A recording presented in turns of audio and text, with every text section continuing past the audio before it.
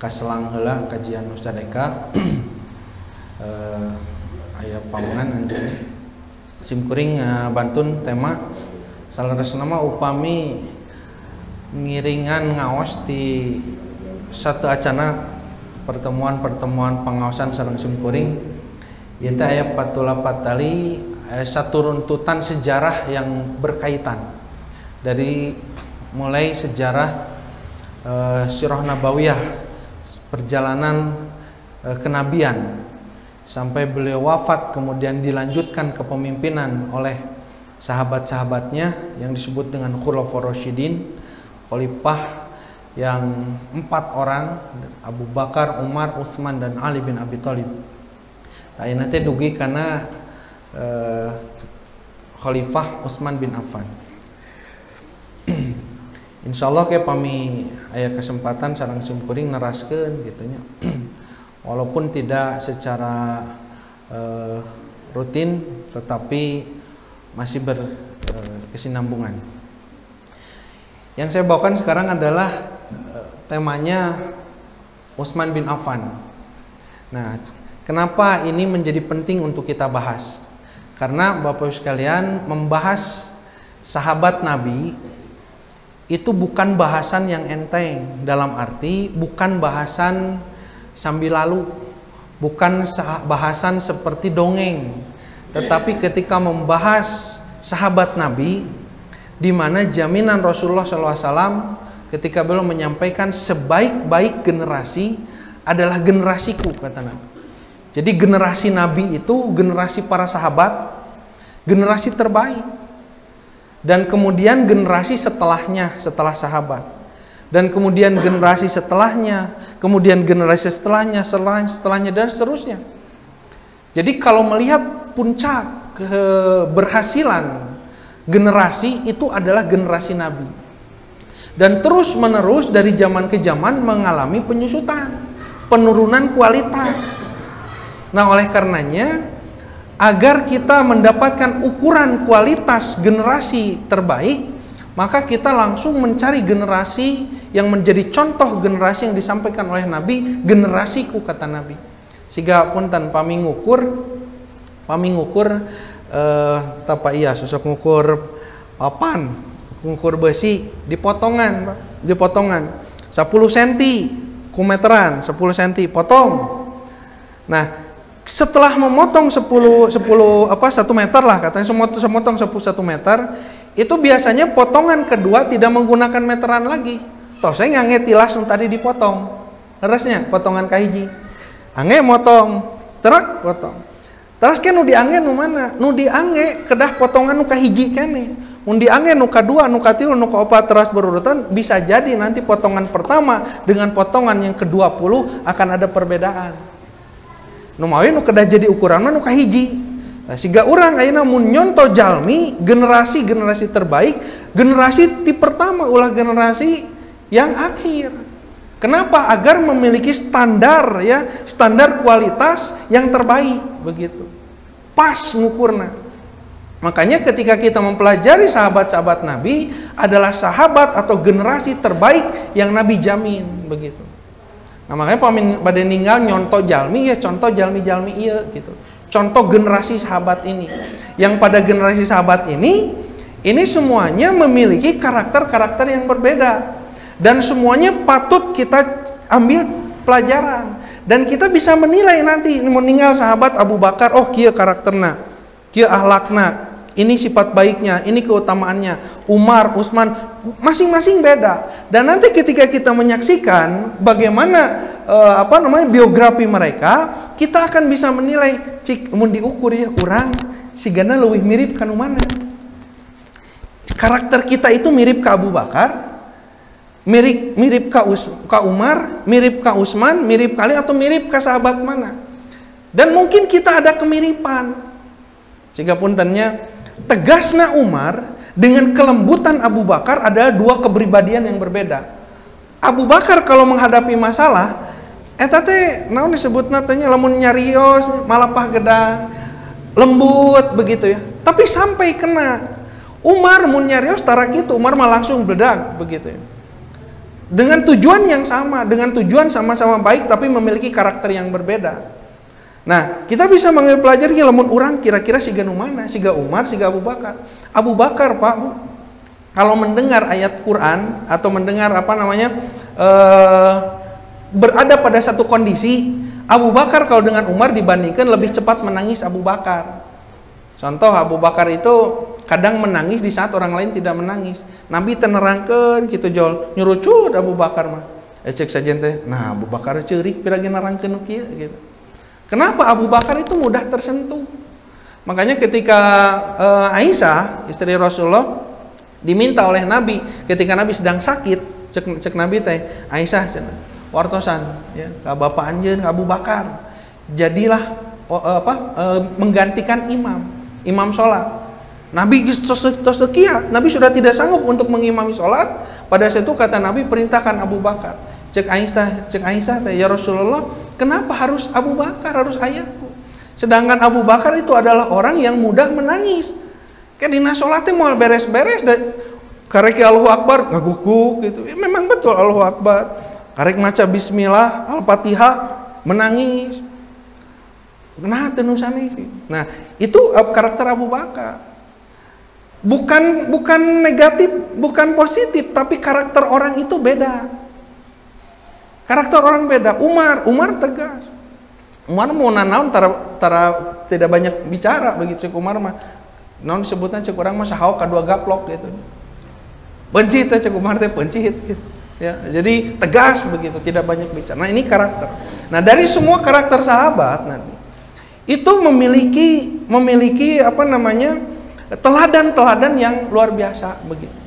Nah, seperti yang akan kita bahas sekarang ini adalah sahabat Nabi Utsman bin Affan. Utsman bin Affan dengan keutamaan yang luar biasa nanti saya sampaikan gitu. Nah, ini ada hadis dulu dari Nabi sallallahu alaihi wasallam, hadis riwayat Imam Ahmad. Rasulullah SAW pernah bersabda, kata Rasulullah, orang yang paling penyayang di antara umatku adalah Abu Bakar. Nah, ini Nabi menyampaikan, iya beda-beda ya cek Nabi teh, sahabat Nabi teh. Nu ieu mah kieu, beda-beda dengan karakter masing-masing. Tidak perlu sama semua karakter itu. Kata Nabi, orang yang paling penyayang di antara umatku adalah Abu Bakar. Abu Bakar mah pangbageurna, penyayang, mudah memaafkan. Kalau ada orang yang salah begitu ya, orang yang menzalimi Abu Bakar paling mudah memaafkan. Nyontonna ka saha? Nyontonna ka Nabi. Dan Abu Bakar adalah paling memaafkan di antara umatku, kata Nabi, paling penyayang. Lalu kata Nabi, yang paling tegas dalam menegakkan hukum agama Allah adalah Umar. Jadi Nabi sendiri yang menyebutkan karakter-karakter ini paling tegas mah Umar, cik Nabi. Dan yang paling pemalu adalah Utsman. Utsman mah eraan. Malu Utsman itu pemalu. Makanya berpakaian, Utsman itu tidak pernah berpakaian komun ke masjidnya, Utsman mah tara di kaos gitu nya. Utsman mah selalu menjaga penampilan begitu ya. Malu bertemu dengan Allah dengan pakaian yang biasa dipakai idak lihar. Utsman malu. Makanya nanti ada hadisnya sampai karena Utsman itu pemalu, bahkan Nabi dengan malaikat pun malu kepada Utsman bin Affan.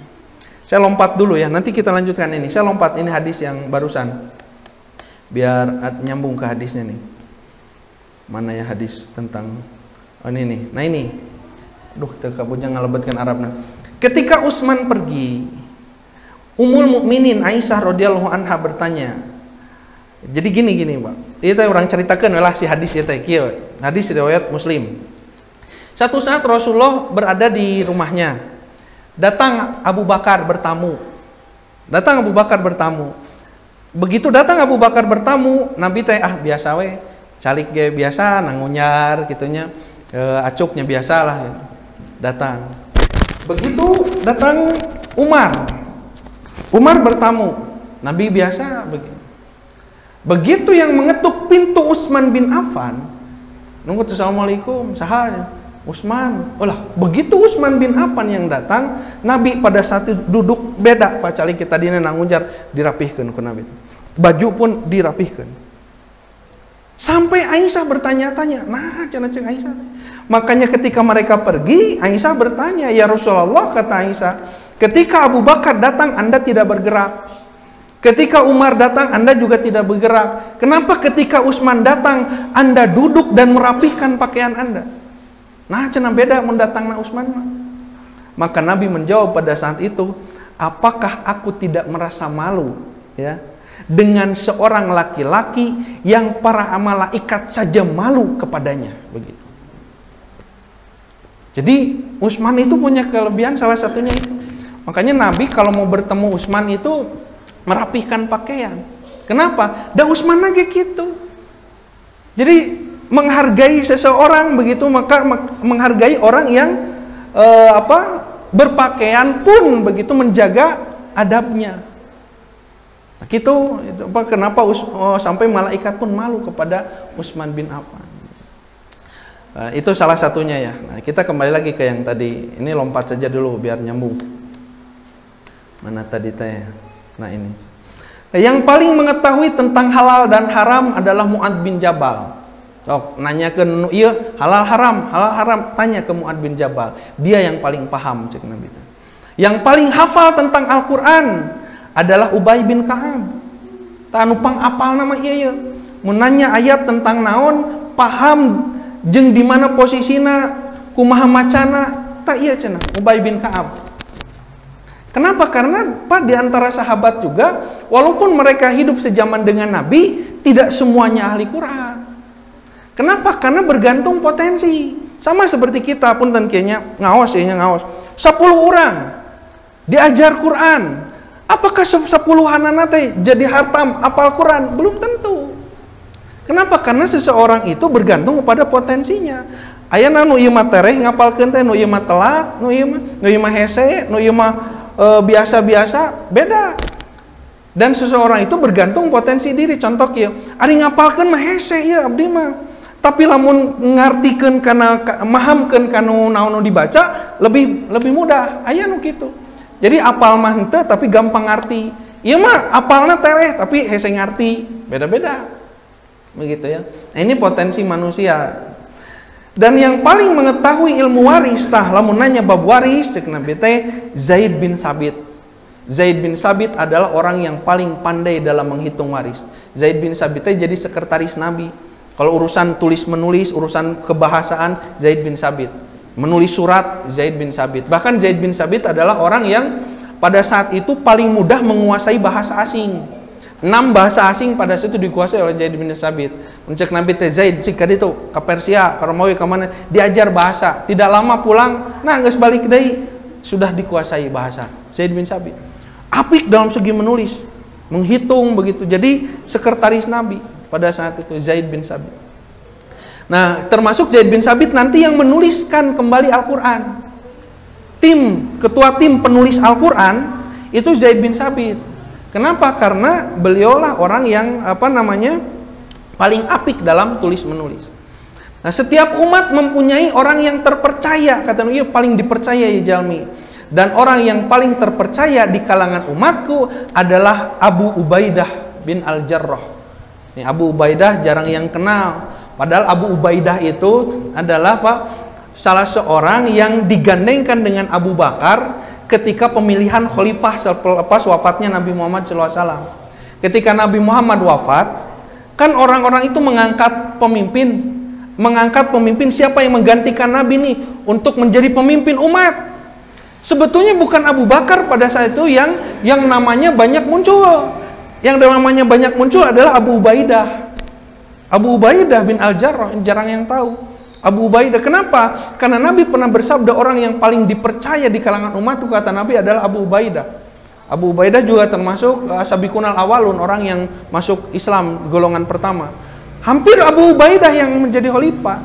Tapi kata Abu Ubaidah begitu ya, kalian kenapa memilihku menjadi khalifah? Aku tidak akan pernah menjadi khalifah selama di antara aku begitu ya ada orang yang Nabi memerintahkannya untuk menggantikan sebagai imam sholat. Ayahnya Abu Bakar. Abu Bakar yang diminta untuk menggantikan Nabi menjadi imam sholat. Cek Abu Ubaidah teh begitu. Mimpin umat mah tah kuduku imam begitu. Makanya mengangkat imam zaman dulu bukan sembarangan. Mengangkat imam sholat zaman dulu itu disiapkan untuk menjadi apa? Menjadi pemimpin umat. Zaman dulu itu begitu.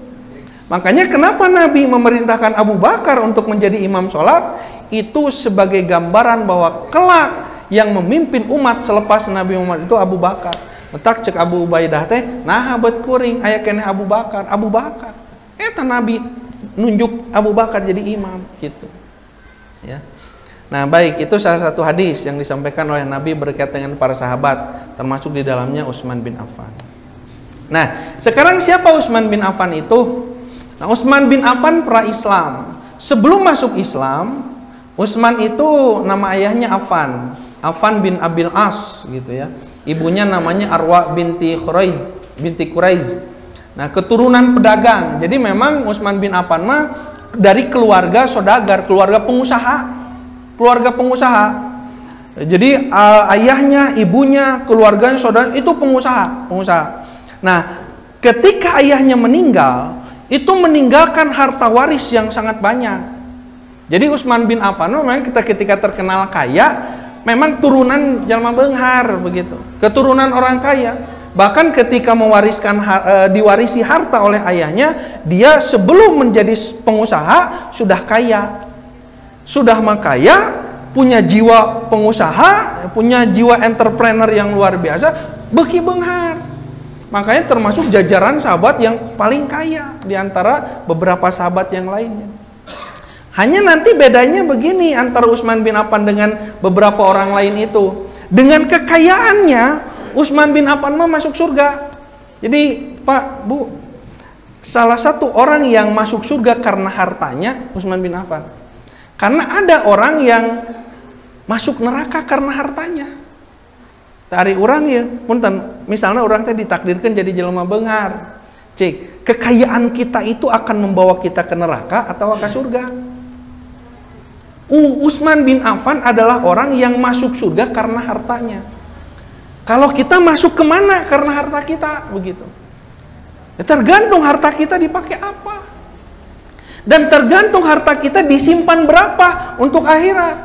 Nah kadang pun tanya simkuring logika kena laki ya. Kadang Pak pamikaitan sareng sodako, orang masuk nganggap sodako teh merek keur batur. Ini persepsi tentang sodako yang harus diluruskan. Dianggapna sodako teh mun urang boga harta sodako bikin kabatur, kermikenan kabatur, merek kabatur, bukan. Tah Pak Iyas dengan pemahaman yang sudah tepat. Waktu itu pernah menyampaikan dia cenah, ari sodako mah siga kieu, siga urang nabung ka bank cenah.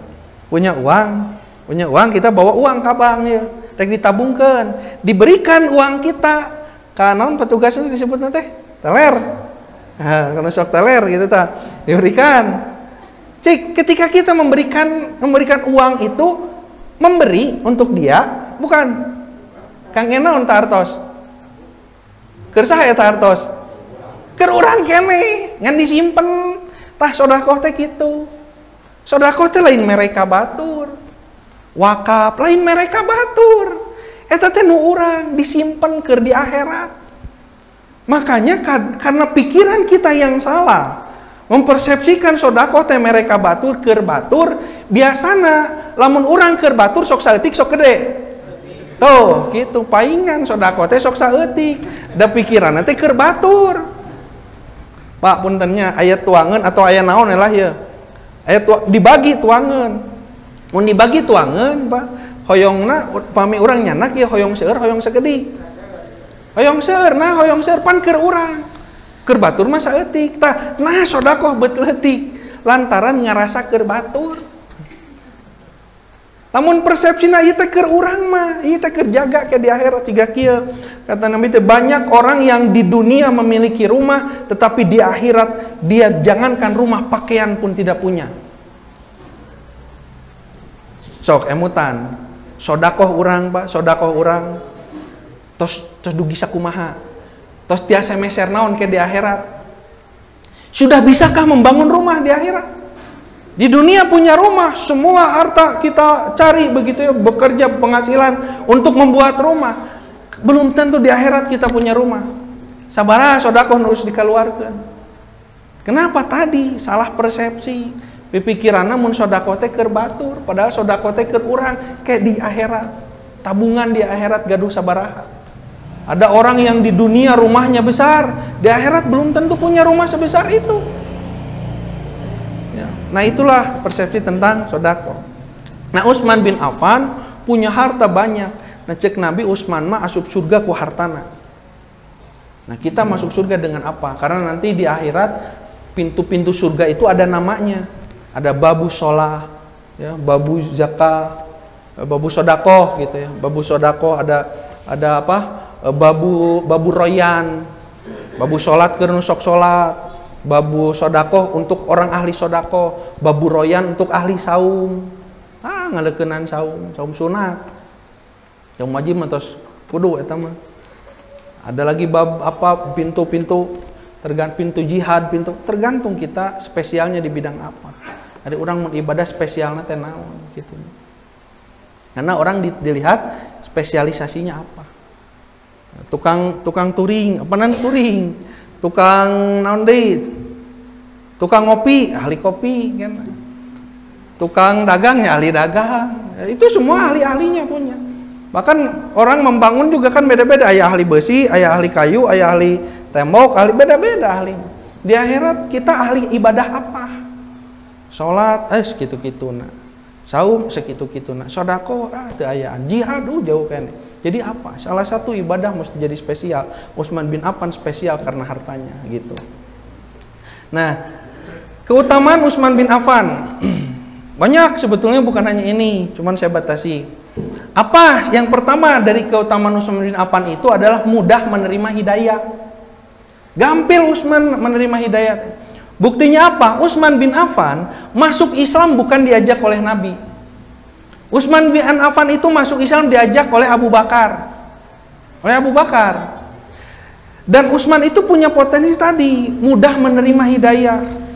Kenapa? Karena yang disebut hidayah itu kan para ulama membagi dua hidayah itu, ada hidayah itu dilalah, ada hidayah itu taufik. Hidayah itu dilalah itu berupa apa? Isyarat-isyarat yang sampai kepada seseorang sehingga kieu nguping adan Pak, Allahu Akbar, orang teh nuju di jalan, nuju di mana lah, nuju di bumi, nguping adan, kakuping, apal adan teh naon? Adan naon Pak adan? Menyeru sholat atau memberitahu waktu sholat. Cik, ngadangu adan cengkat cicing. Lan? Cengkat atau nagogen cicing hare-hare. Tah eta teh hidayah tu taufik teh didinya. Hidayah tu dilalah nama tah adana, kalau tidak bejaan ya sholat. Tah ngingkik sholat jeung henteu nama kumaha urang. Erek ngingkik atau moal, sholat atau moal. Makanya jangan menyalahkan Allah ketika misalnya kieu, nah kenapa tara sholat? Aduh can kenging hidayah. Jadi nyalahkan Allah can kenging hidayah.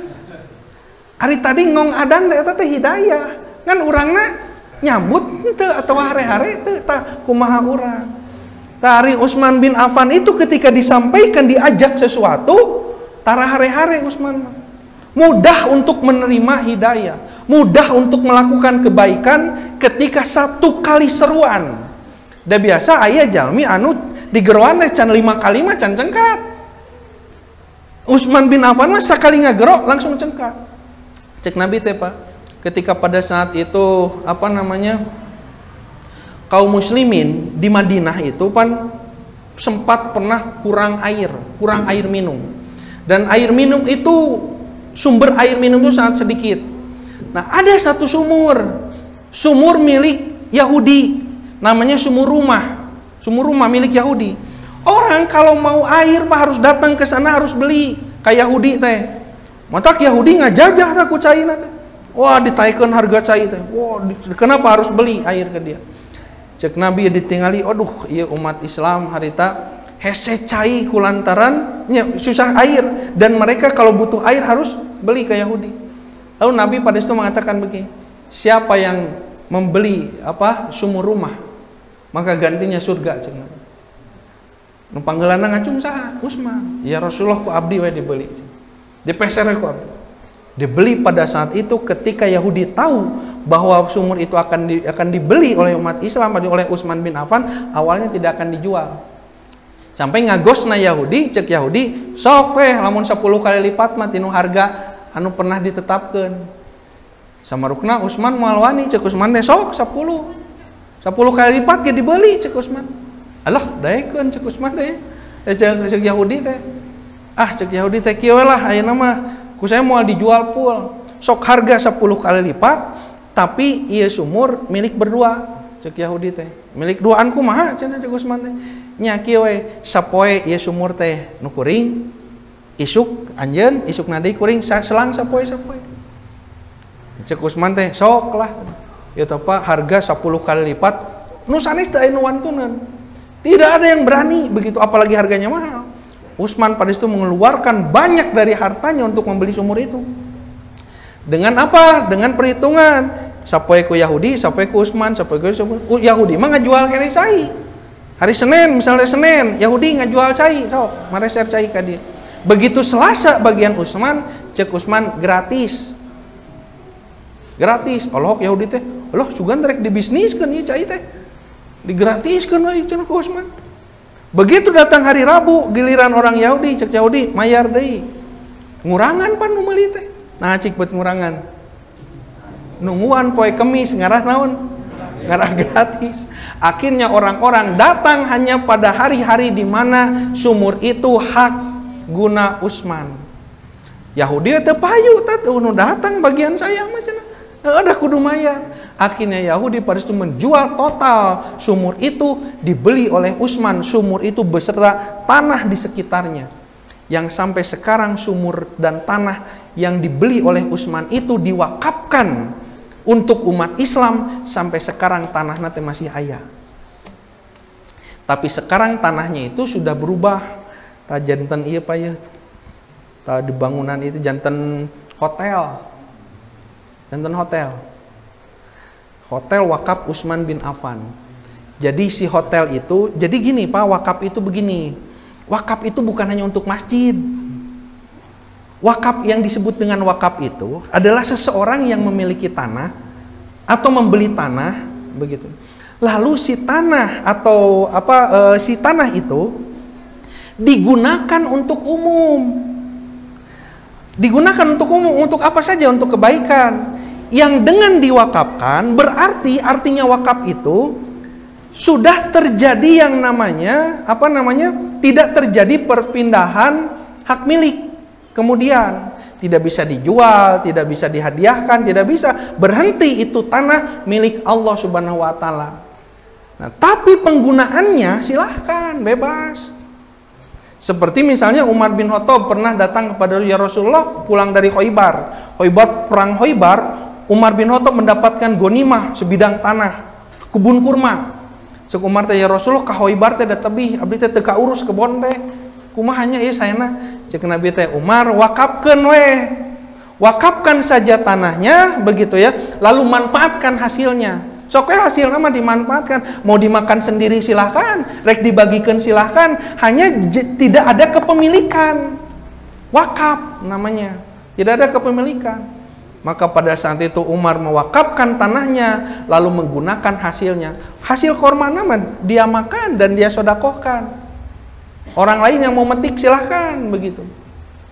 Jadi wakaf tidak hanya untuk masjid, untuk apa? Untuk kebaikan, untuk masjid, untuk sekolah, untuk rumah sakit, bahkan termasuk hotel. Utsman bin Affan dibuat hotel tanahnya. Tapi bukan untuk hotelnya itu tidak untuk memperkaya diri. Hotel ini dibangun, ya, hotel ini oleh pemerintah Arab Saudi, wakaf Utsman bin Affan. Nanti hotelnya tetap komersil, bukan jadi hotelnya gratis. Nah, jadi gratis, ngeunah atuh nu sare didinya gratis. Oh, maksudnya hotelnya tetap bayar, tapi si hasilnya, hasil keuntungan dari hotel itu pemerintah Arab Saudi bagi dua. Setengahnya digunakan untuk memberi makan fakir miskin, setengahnya lagi untuk membeli tanah-tanah wakaf, kepanjangan tanah wakafnya Utsman bin Affan. Makanya tanah wakaf Utsman bin Affan yang tadinya satu bidang tanah, satu kebun dan sumurnya, sekarang meluas. Bahkan di setiap negara hampir ada tanah milik wakaf Utsman bin Affan. Tinggal ya Pak, mun aya hiji masjid namanya Masjid Utsman bin Affan. Tulisan Arab bungkul di dinya. Bentuknya juga khas. Eta biasanya masjid wakaf Utsman bin Affan. Memang pemerintah Arab Saudi kebijakannya begitu. Sok aya tanah di negara mana we nu kosong dibangunkeun, tapi nama masjidnya harus Masjid Utsman bin Affan namanya, bentuknya kudu siga kieu, kriterianya begini-begini. Terus diperluas sampai bisa membuat rumah sakit. Di Madinah itu Utsman bin Affan.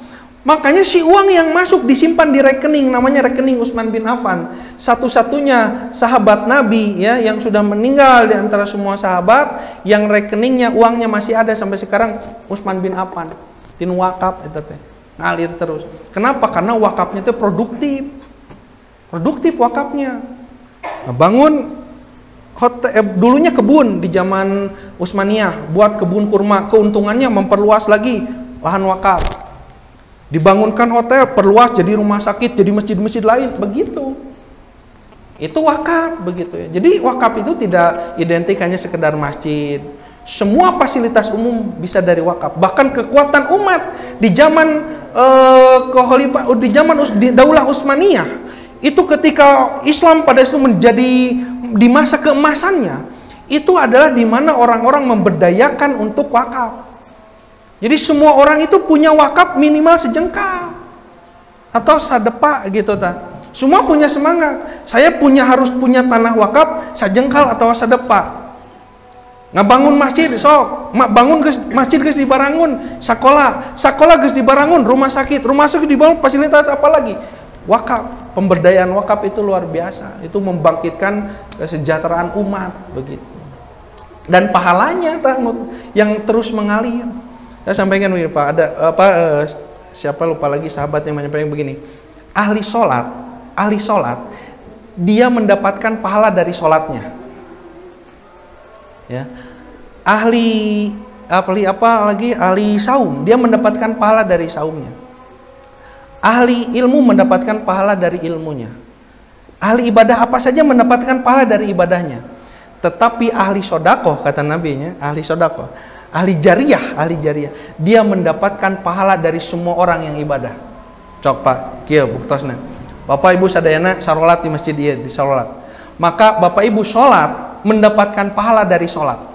Saya bertanya Pak, orang yang sedekah atau wakaf membangun masjid ini, mendapatkan pahala sholat dari sholat Bapak Ibu sadayana. Nah, kartos bentena wakaf jeung ibadah biasa teh. Ibadah biasa mah keur urang sorangan, harita ibadah sholatnya untuk sholat kita, tapi dengan wakaf maka ibadah orang lain pun pahalanya akan sama didapatkan dengan orang yang wakaf. Beda nanti gitu. Coba kabayang saha ieu nu ngabangun masjid, tos maot tos ngantunkeun pahalana tinu sholat di dieu 90 urang unggal dinten 5 kali waktu, ngocor terus. Eta wakaf teh. Makanya pantas kata Nabi itu, Utsman itu dengan apa yang dia keluarkan, hadis Nabi Pak, paling masyhur ucapan Nabi bagi Utsman, setelah apa-apa yang diwakafkan dikeluarkan oleh Utsman, tidak ada lagi yang bisa menghalangi Utsman dari masuk surga. Makanya tadi cekap dikit, Utsman mah orang yang masuk surga karena hartanya. Kumaha deui Pak contohna Utsman selain itu? Kenapa dia disebut orang yang mudah mudah menerima hidayah? Cek Nabi teh pada saat mau perang Tabuk dengan Romawi, kaum muslimin dengan Romawi mau perang. Pada saat itu musim panas, perjalanan jauh. Sahabat yang punya harta, punya kendaraan dan punya senjata itu cuma sedikit. Tidak seperti sekarang. Kalau sekarang ada perang, tentara kan dibiayai oleh negara, kendaraannya apa-apanya, fasilitasi lah. Zaman dulu perang, kalau mau berangkat kendaraan sendiri, senjata beli sendiri begitu. Makanya ketika Nabi perintahkan berangkat semuanya ke Tabuk, maka sahabat pada saat itu ada yang disebut dengan pasukan pasukan yang menangis lah disebutnya. Kenapa menangis? Karena mereka menangis, ya Rasulullah, kami itu semangat ingin ikut begitu perang, tapi bagaimana kami tidak punya kendaraan di perjalanan jauh, dan kami tidak punya perbekalan, kami tidak punya persenjataan.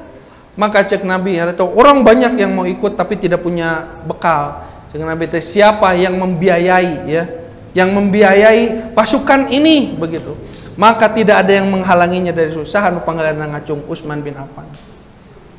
Utsman mengeluarkan harta sampai 1000 dinar. 1000 dinar, sabaraha 1000 dinar teh?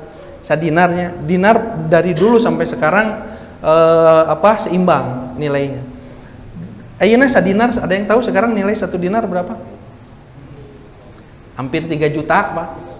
Hampir 3 juta 1 dinar itu. Mun kali 1000 sabaraha? 1000 kali 3 juta. Hah? Nyata, sodakoh teh sakitu Utsman mah. Triliun. Dia tuh orang mendang ngitung nawe lieur kumaha boga. Ngitung nawe lieur gitu. Komorek boga gitu. Tah sakitu. Jadi lamun 1 juta 2 juta mah enteng teuing. Utsman mah sakitu.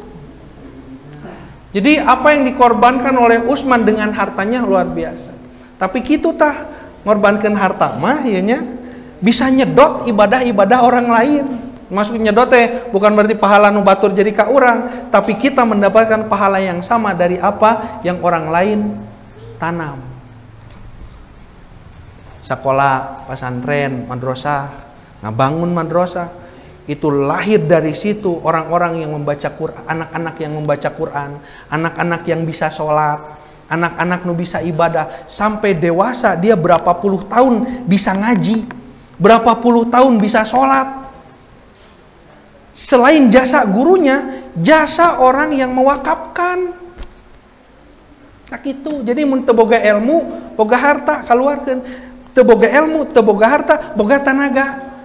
Teu boga ilmu, teu boga harta, teu boga tanaga, boga naon deui sok? Pikiran, apa yang bisa kita lakukan?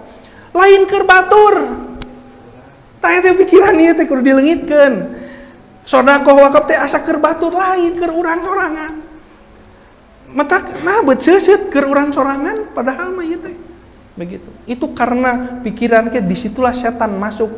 Makanya di Al-Qur'an apa disebutkan sesungguhnya setan itu yang ya'idukumul faqro. Setan itu membisikkan kepadamu kemiskinan. Tong sedekah cenah bisi miskin, bisi teu boga ke teh urang, keur urang mana beak gitu. Wah, begitu. Makanya membuat orang susah untuk mengeluarkan harta padahal untuk dirinya sendiri. Ti setan eta mentak mun urang hese sedekah eta teh setan kebek begitu, eleh ku setan gitu. Ya, nah ini Utsman bin Affan. Memiliki sifat dermawan sudah memang dari sebelumnya.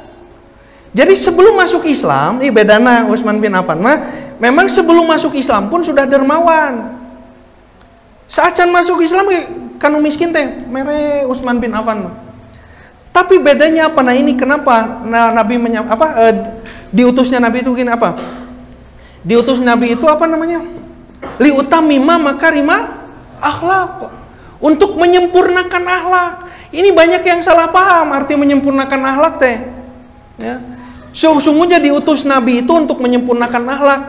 Dimaknai bahwa Nabi teh turun keur ngajarkeun akhlak, ngajarkeun bager, ya. Bukan bager mah manusia sudah punya naluri tersendiri. Makanya di Al-Qur'an disebutkan fa'alhamaha fujuraha wa taqwaha. Manusia itu sudah diilhamkan oleh Allah kecenderungan berbuat kebaikan dan kecenderungan buat keburukan. Walaupun tidak ada agama, manusia baik banyak. Cok buktina apa? Ada orang ateis, tidak punya agama, tidak percaya agama. Balager, Pak. Aya nu bencana alam pangheulana mantuan. Ada yang kesulitan, dia bantu. Bukan karena agama. Akhlak baik itu bukan karena agama. Karena potensi seseorang saja baik. Berehan, teu kudu make agama. Utsman bin Affan berehan sebelum datang Islam. Tapi begitu diutus Nabi, begitu ya, li utamima keur nyampurnakeun akhlak yang baik itu disampurnakan dengan apa? Dengan akidah. Tadina sok merehan teh berehan teh kulantaran karunya ka batur, ayeuna mah berehan teh kulantaran karena Allah. Tah kitu bedana teh. Jadi nu disebut nyampurnakeun akhlak teh menyempurnakan kebaikan-kebaikan yang ada pada diri kita jadi ikhlas karena Allah, bukan karena manusia. tadi mah mere teh pedah karunya ka batur, itu tulungan karunya nu kitu mah teu kudu make agama ge bisa, tapi mengeluarkan karena Allah kudu make agama. Makanya sejak saat itu semakin kuatlah kedermawanan Utsman bin Affan. Dan memang awalna ge berehan, begitu cek Nabi teh sok kaluarkeun karena Allah, ku Allah dibalas. Bahkan dibalasnya itu bukan hanya di akhirat, di dunia. Mana kosot sodakotun min malin, tidak akan mengurangi harta sodakoh itu. Iraha jalma aya sodakoh jadi miskin. Sok taros kanu sok sarodakoh. Nah kulantaran sodakoh teh aduh jadi miskin abdi. Semua testimoni orang yang sodakoh pas setiap dia sodakoh, maka setiap itu bertambah hartanya. Moal kurang sodakoh mah. Mau jadi beak, nya kaciri beak teh ayeuna 100.000, keluarkan 10.000, alah jadi 80. Kita itu tidak sadar. Setelah itu kita mendapatkan harta. Wa yarzuqhum min haitsu la yahtasib. Allah rizkikan kamu dari jalan yang kamu tidak duga. Sakapeung memenang rezeki teh tinu jalan anu teu kaduga. Menang gaji mah geus kaduga, setiap bulan menang sakieu. Tapi kadang kita mendapatkan sesuatu dari jalan yang tidak pernah kita duga. Tah eta ti mana eta? Menang usaha urang lain ti Allah eta teh. Begitu. Jadi luruskan persepsi kedermawanan, persepsi sedekah. Sejak saat itu Utsman sedekah lebih dermawan karena Allah. Makanya dijanjikan surga karena ini tamatkeun dugi ka dieu dugi handap. Utsman itu keluarga pertama yang hijrah. Keluarga pertama yang hijrah. Jadi banyak sabda Nabi yang khusus untuk Utsman. Cek Nabi teh kieu, Utsman. Hadiah cenah. Dulu Utsman sudah menikah dengan putri Nabi namanya Ruqayyah. Karena Utsman itu diberi gelar Dzunurain. Dzunurain itu pemilik dua cahaya. Pemilik dua cahaya artinya apa? Laki-laki yang menikahi dua putri Rasulullah. Adik kakak dinikahi oleh Utsman, dua putri, tapi tidak sekaligus. Setelah Ruqayyah wafat, baru dinikahi adiknya. Menikahi Ruqayyah. Ketika beristrikan Ruqayyah pada situ, Utsman kadir. Kaum muslimin pada saat itu diperintah untuk hijrah, bukan ke Madinah, sebelum ke Madinah, ke Habsyah. Tapi kebanyakan pada situ yang hijrah itu adalah orang-orang lemah, orang-orang miskin. Karena kondisi kaum muslimin di Mekah pada itu yang masuk Islam baru orang-orang banyak kan, orang-orang lemah, dan ditindas. Cik itu ke Habsyah, hijrah ke Habsyah. Aku tugaskan engkau untuk menemani mereka, bawa istrimu. Kenapa? Karena Utsman punya harta pada saat itu, yang dengan hartanya Utsman membiayai 11 orang yang berangkat hijrah pada saat itu. 11 orang ditanggung kehidupannya oleh Utsman bin Affan. Jika itu engkau adalah keluarga, ya, suami istri ini, suami istri pertama setelah keluarga yang pernah diperintahkan hijrah oleh Allah. Jadi kata Nabi, Utsman itu adalah keluarga kedua, maksudnya gitu, dari keluarga yang pernah diperintahkan hijrah. Siapa? Yaitu Ibrahim dan Lut. Dalam kisah di Al-Quran, Pak, yang pertama kali diperintahkan hijrah dari satu negeri ke negeri yang lain dari para nabi itu adalah Ibrahim dan Nabi Lut. Ibrahim dengan istrinya siapa? Sarah, dengan keponakannya Lut, Nabi Lut. Kata Allah pada saat itu, pergilah dari daerah Ur, dari negeri Ur. Sudah tidak kondusif di sana. Ketika diberikan tugas kenabian, sulit di sana. Pergi, kata Allah itu, berhijrahlah dari Ur. Maka pergilah. Ibrahim pergi ke Hebron, Lut pergi ke Yordan. Nah, di Yordan Nabi Lut berdakwah kepada kaum Sodom. Ya, Ibrahim kemudian pergi dari Hebron ke Yerusalem. Di Yerusalem, Palestina. Nah, Ibrahim dakwah di sana, begitu. Itu hijrah. Nah, tidak ada yang pernah hijrah setelah mereka berdua, kata Nabi. Dan engkaulah keluarga pertama yang diperintahkan hijrah, berangkat hijrah. Utsman bin Affan hijrah. Termasuk berikutnya Utsman bin Affan termasuk yang disebut syuhada. Ingat hadis yang sering saya sampaikan, masyhur. Satu saat Nabi naik ke sebuah bukit, 2 kali ya, Bukit Abi Kubais, Bukit Uhud. Lalu di atas bukit berguncang seperti gempa begitu. Kata Nabi, uskut ya Uhud, berhenti Uhud. Tong tulus gempa teh, tong tulus ngebeleduk. Karena di atasmu ada seorang nabi Ada seorang siddiq dan ada 2 orang syuhada. 2 orang syuhada yang mati syahid adalah Umar dan Utsman pada saat itu. Padahal kejadiannya masih lama. Nabi sudah sebutkan bahwa Umar dan Utsman matinya akan mati syahid. Abu Bakar tidak, sesuai dengan kenyataan. Nabi SAW dan malaikat malu terhadapnya tadi sudah. Nah terakhir Utsman bin Affan, Pak, seorang pengusaha yang sibuk. Pengusaha yang sibuk. Bahkan kadang beberapa kali Jumatan, bukan beberapa kali, pernah 1 kali Jumatan terlambat. Datang terlambat, kemana heula? Cek Nabi teh, aduh ya Rasulullah pamang pisan gitu ya. Tetapi dalam kesehariannya Utsman bin Affan adalah seorang pengusaha yang tidak pernah mengabaikan ibadah. Nyage sibuk tapi urusan ibadah mah getol. Tidak pernah meninggalkan tahajud, ya. Tidak pernah meninggalkan duha, tidak pernah meninggalkan ibadah-ibadah yang sifatnya sunat, wajib matos tangtos. Walaupun seorang yang sibuk. Nah kita kadang sok sibuk, duha wayat, loba tara gitu duha, tahajud tunuh capek, sholat wajib, sholat 5 waktu diengke-engke dengan alasan sibuk. Padahal sibukan mana orang jeung Utsman. Itu masih sibukna teh nepi ka beunghar, nepi ka bisa wakaf.